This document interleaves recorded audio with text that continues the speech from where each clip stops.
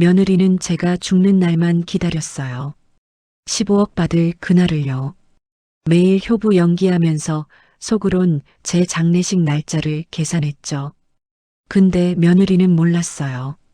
제가 그 모든 대화를 녹음해뒀다는 걸요. 유언장도 이미 바꿔놨다는 걸요. 며느리가 그토록 기다리던 그날 변호사가 유언장 읽을 거예요. 전 재산 사회 기부. 며느리 표정 상상만 해도 속이 시원하네요. 이 이야기가 남일 같지 않으세요? 무료로 하는 구독과 좋아요 버튼 눌러주세요. 기가 막힌 이야기 지금 시작합니다. 저는 평생을 악착같이 살았어요. 젊은 시절 시장 좌판에 앉아 채소 장사하던 그때부터 손가락이 얼어터져도 참았고 폭염에 땀이 비오듯 흘러도 자리를 지켰죠. 그렇게 모은 돈으로 남편이랑 작은 건물 하나 장만했고 임대료 받으면서 조금씩 또 모았어요. 왜 그렇게 악착같이 모았냐고요? 당연히 내 자식 잘 되라고요. 우리 아들 하나밖에 없는데 이 엄마가 뭐라도 해줘야 나중에 편하게 살지 않겠어요. 그게 부모 마음이잖아요. 아들이 35에 결혼한다고 했을 때 저는 정말 기뻤어요. 예쁜 며느리 얻어서 손주 봐야지. 내가 아껴둔 돈으로 애들 학원비도 대주고 그러면서 행복하게 살 거라고 상상했어요. 결혼식 날 웨딩드레스 입은 며느리 보면서 눈물도 났어요. 우리 아들한테 이렇게 예쁜 신부가 왔구나. 그런 생각에 가슴이 벅찼죠. 이게 제 인생에서 가장 큰 실수가 될 줄은요. 처음 몇 달은 괜찮았어요. 며느리가 예의도 바르고 말도 곱게 하고 저한테 잘해주는 것 같았거든요. 제가 해준 밥도 잘 먹고 제 손맛을 칭찬하면서 맛있게 먹었어요. 그때는 진심인 줄 알았죠. 근데 시간이 지나면서 뭔가 달라지기 시작했어요. 며느리 눈빛이 달라지더라고요. 처음엔 따뜻하게 웃던 그 눈이 어느 순간부터는 제 얼굴이 아니라 제 뒤에 있는 뭔가를 보는 것 같았어요. 나중에 알았죠. 그게 제 통장이었다는 걸요.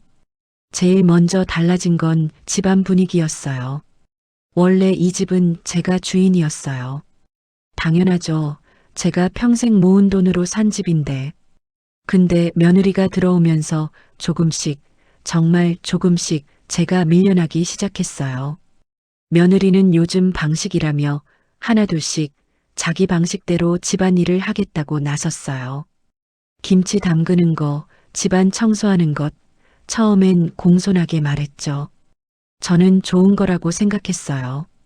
며느리가 살림 잘하려고 애쓰는구나, 기특하다 싶었죠. 바보 같았어요, 정말. 그게 시작이었어요.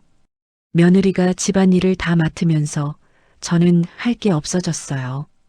부엌에 들어가려고 하면 며느리가 제지하면서 편히 쉬라고 했고 청소하려고 하면 나중에 자기가 하겠다며 힘들다고 걱정했어요.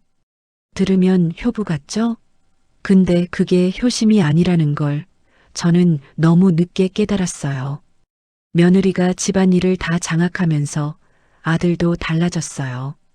아들은 원래 제 말을 잘 듣던 애였는데 결혼하고 나서는 뭐만 하면 아내 편을 들었어요. 처음엔 그럴 수 있다 생각했죠. 결혼하면 아내 편을 들어야 한다잖아요. 그게 좋은 남편이고요. 근데 점점 심해지더라고요. 제가 뭘 하려고 해도 아들이 나서서 이제 쉬라고 했어요. 아내가 다 할 거라면서요. 제 집인데 제가 뭘 하는데 왜 쉬라고 하는지 이해가 안 됐어요. 어느 날은 며느리가 거실 가구 배치를 다 바꿨어요. 제가 20년 넘게 써온 배치인데 하루아침에 싹 바뀌어 있더라고요.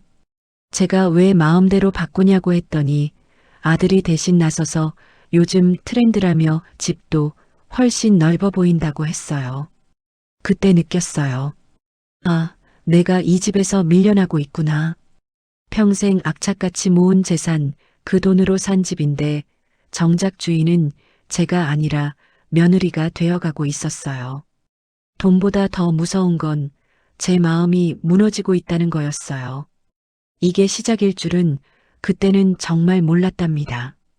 며느리의 본심을 처음 본 날을 잊을 수가 없어요. 그날 아들이 출장을 갔어요.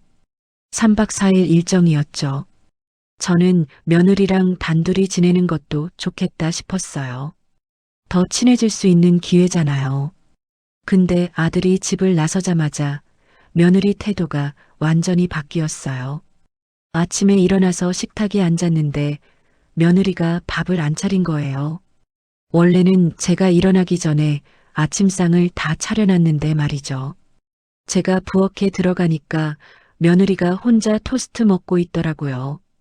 저보고는 냉장고에 빵이 있다고만 했어요.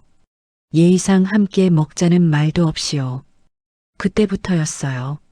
며느리가 저한테 대놓고 귀찮다는 표정을 짓기 시작한 게요. 제가 거실에서 TV 보고 있으면 며느리가 노골적으로 한숨을 쉬더라고요.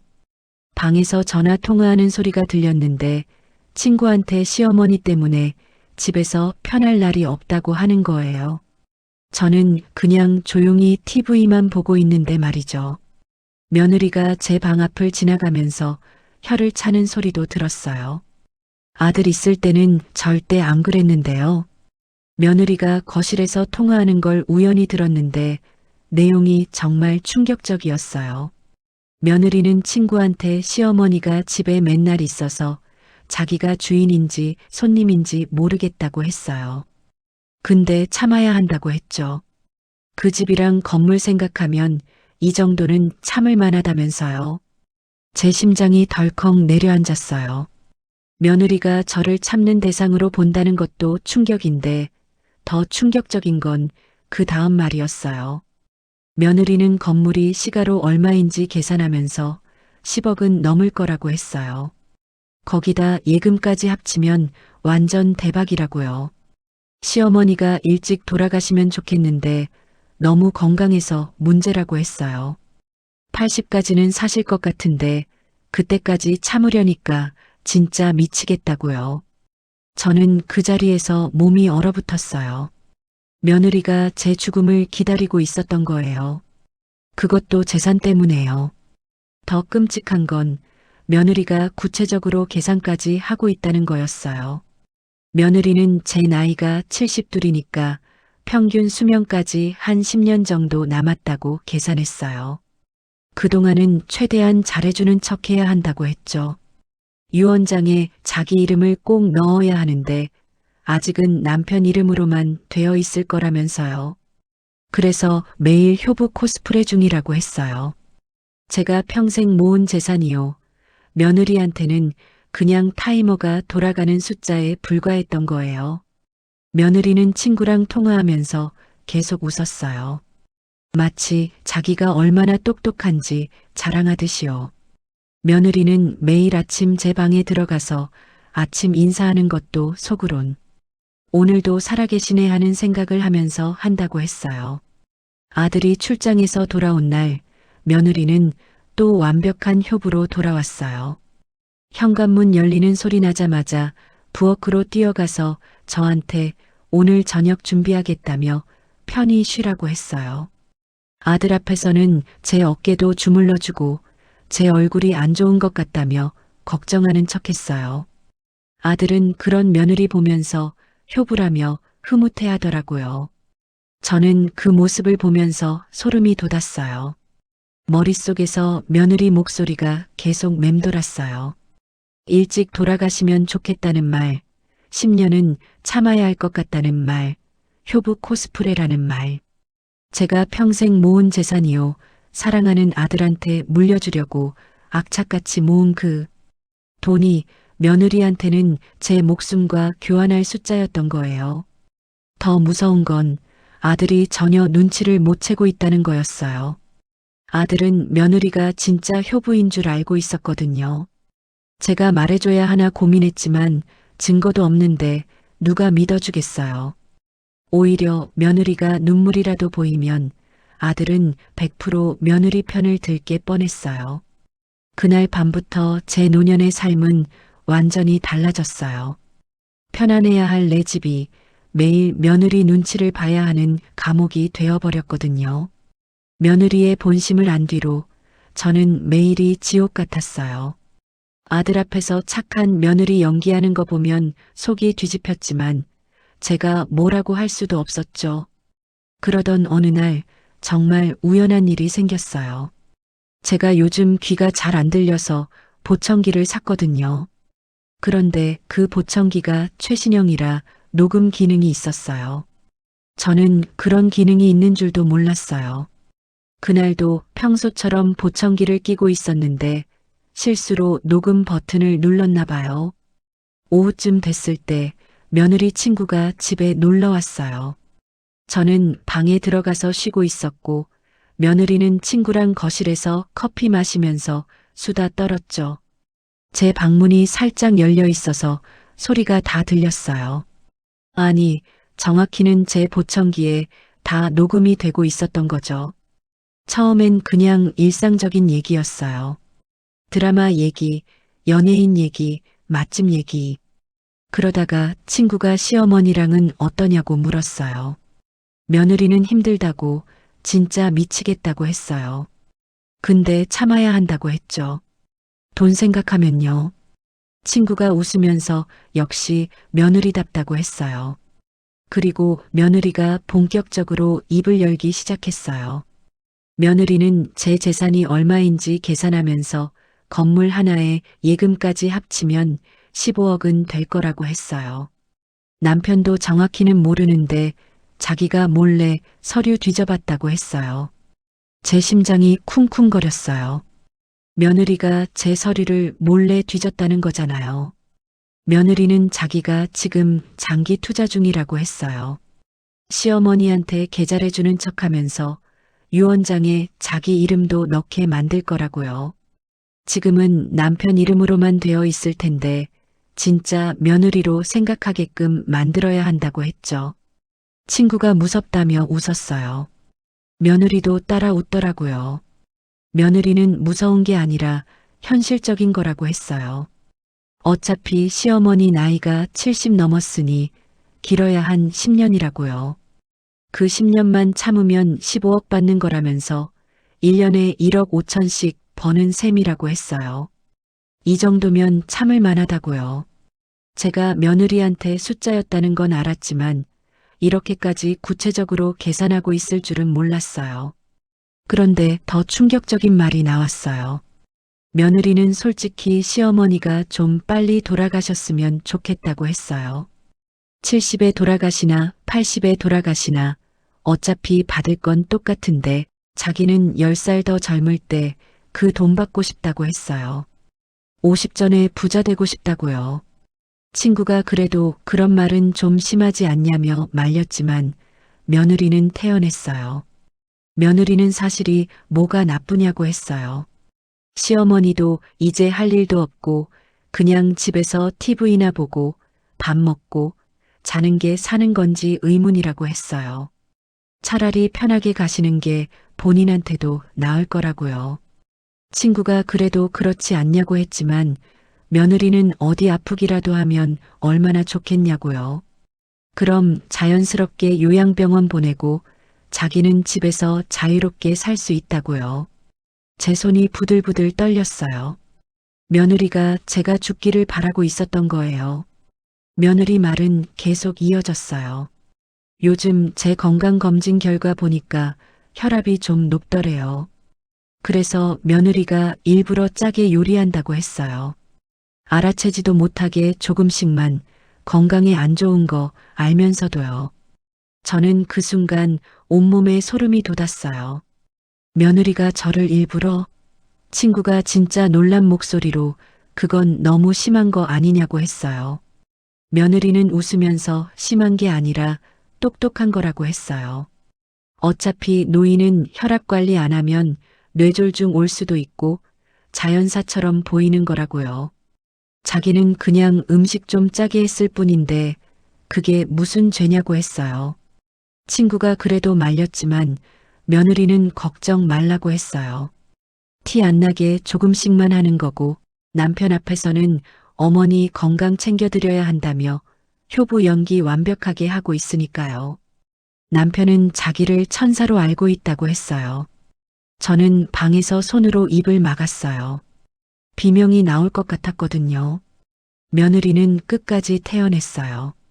어차피 시어머니 없으면 이 집도 자기 집이고 건물도 자기 건물이고 예금도 자기 돈이라고 했어요. 10년 참으면 되는 거 충분히 참을 수 있다고요. 아니지, 10년까지 안 가도 될 수도 있다고, 운이 좋으면요. 그 말을 끝으로 며느리와 친구는 다른 얘기로 넘어갔어요. 저는 방에서 나올 수가 없었어요. 다리에 힘이 쭉 빠졌거든요. 며느리가 저를 죽이려고 한다는 생각이 머릿속을 지배했어요. 그날 밤 저는 보청기에 녹음된 파일을 확인했어요. 처음부터 끝까지 다 들어봤죠. 며느리 목소리가 선명하게 담겨 있었어요. 저는 그 순간 결심했어요. 이대로 당하고만 있을 수는 없다고요. 평생 모은 재산, 사랑하는 아들한테 물려주려고 했던 그 재산을 절대로 저런 며느리한테는 단 한 푼도 안 넘겨주겠다고요. 녹취 파일을 듣고 난 뒤 저는 며칠 밤을 꼬박 세웠어요. 어떻게 해야 할지 머릿속으로 계속 계산했죠. 경찰에 신고할까도 생각했어요. 근데 곰곰이 생각해보니 며느리가 한 말이 법적으로 처벌받을 만한 건지 확신이 서지 않았어요. 음식을 짜게 한 게 살인 미수가 될까요? 그냥 시어머니 죽기를 바란다고 말한 게 범죄일까요? 아들한테 보여줄까도 생각했어요. 근데 그것도 문제였어요.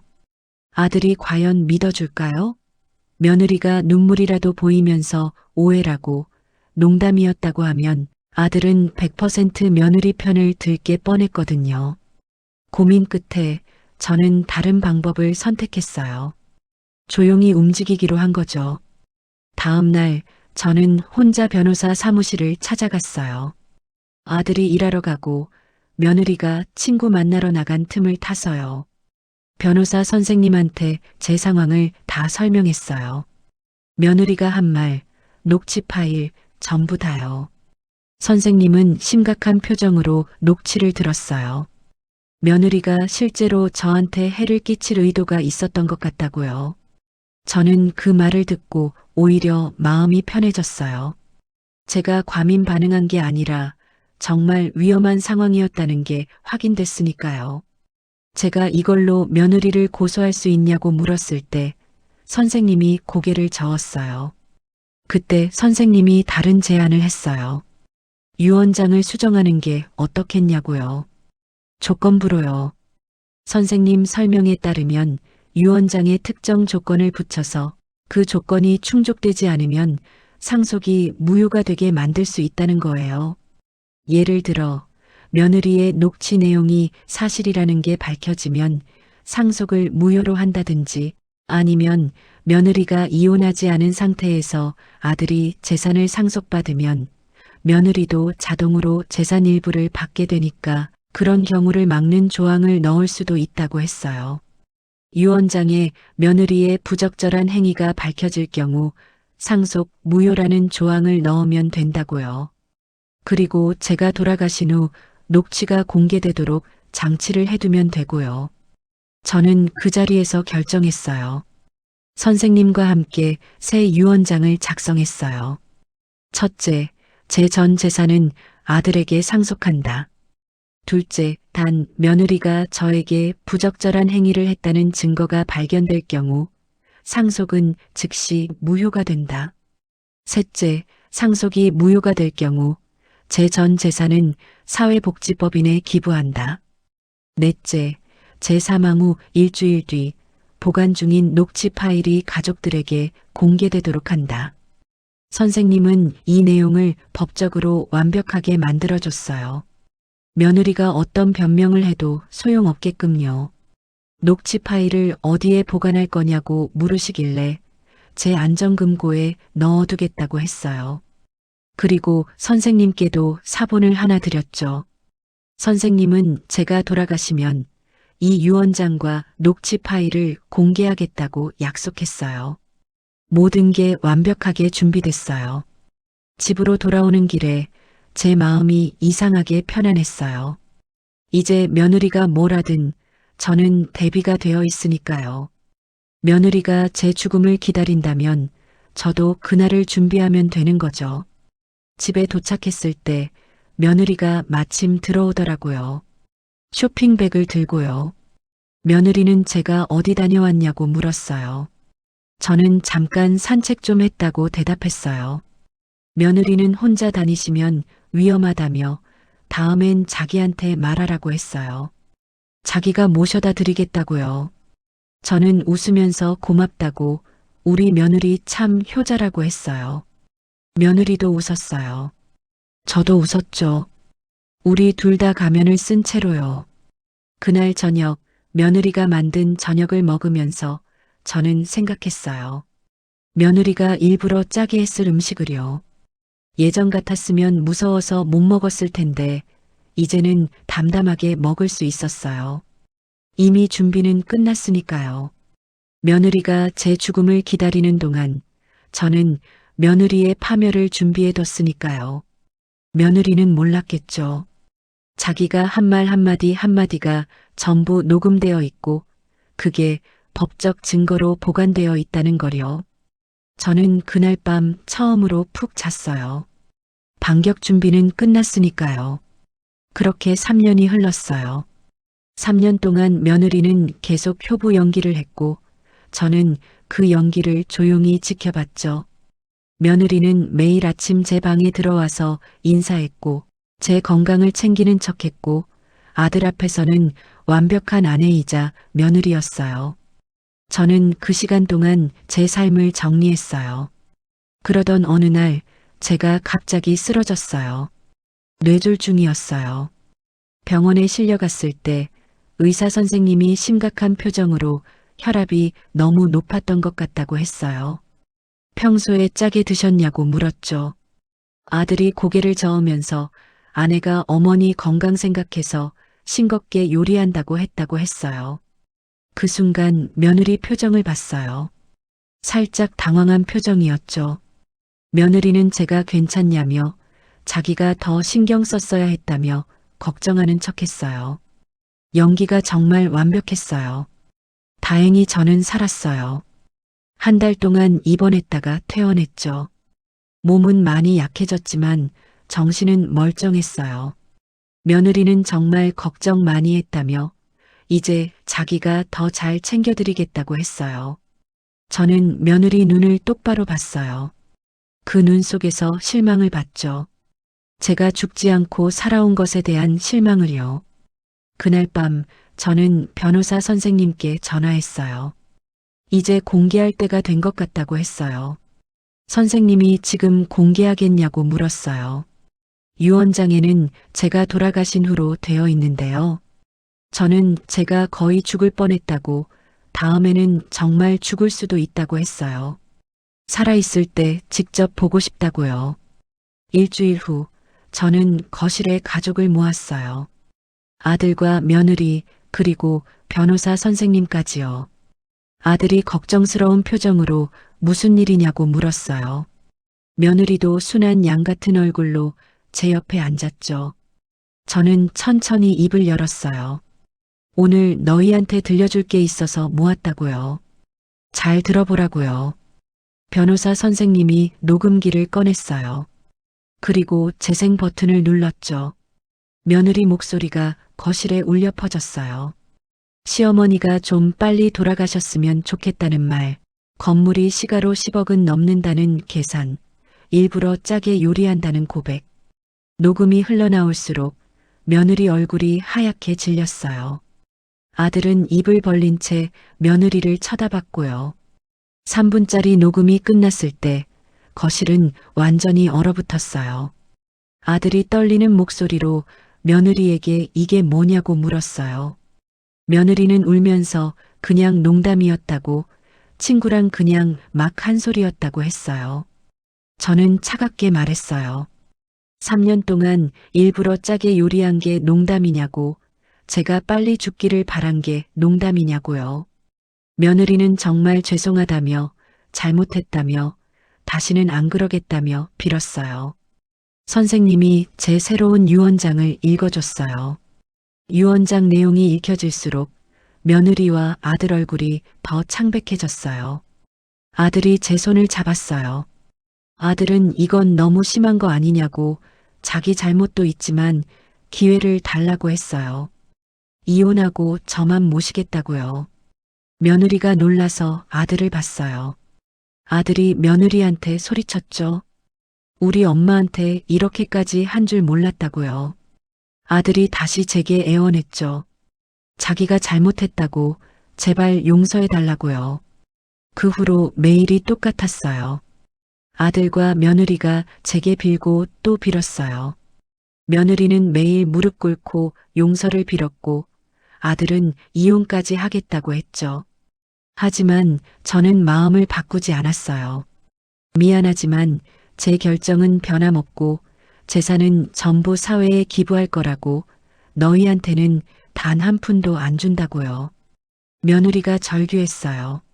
잘못했다고 제발 기회를 달라고요. 저는 말했어요. 기회는 내가 나한테 준 게 뭐였냐고 빨리 죽으라는 거였잖냐고요. 아들도 눈물을 흘렸어요. 아들은 평생 모은 재산인데 그걸 모르는 사람들한테 다 주는 게 맞냐고 물었어요. 자기가 엄마 아들인데요. 저는 대답했어요.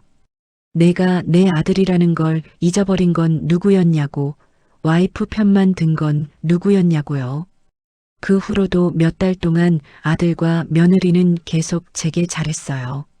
아침마다 인사하고 제가 원하는 건 뭐든지 해주고 며느리는 눈치까지 보면서 조심조심 행동했죠. 하지만 저는 알았어요. 이게 진심이 아니라는 걸요. 그냥 돈 때문에 하는 거라는 걸요. 어느 날 며느리가 제 방에 들어왔어요. 며느리는 정말 마음을 못 돌리겠냐고 물었어요. 저는 그렇다고 했죠. 며느리는 제가 돌아가실 때까지 이렇게 빌어야 하냐고 물었어요. 저는 며느리를 똑바로 봤어요. 너는 내가 빨리 죽기를 바랐잖아. 이제 그 소원이 이루어져도 넌 돈 한 푼 못 받는다고 아이러니하지 않냐고요. 며느리는 제가 정말 냉정하다고 했어요. 저는 대답했어요. 내가 나한테 한 짓보다는 덜 냉정하다고요. 며느리가 방을 나갔어요. 지금도 아들과 며느리는 저한테 잘해요. 제 마음을 돌리려고 애쓰죠. 하지만 저는 이미 결정했어요. 제 평생 모은 재산은 저를 돈으로만 본 사람들한테는 단 한 푼도 안 가요. 대신 정말 도움이 필요한 사람들한테 갈 거예요. 그게 제 마지막 복수이자 제 마지막 선택이에요. 며느리가 원했던 제 죽음은 이제 며느리한테 아무 의미가 없어요. 오히려 그날이 오면 며느리는 모든 걸 잃게 되니까요. 저는 이제 편안해요. 제 선택이 옳았다는 걸 알거든요.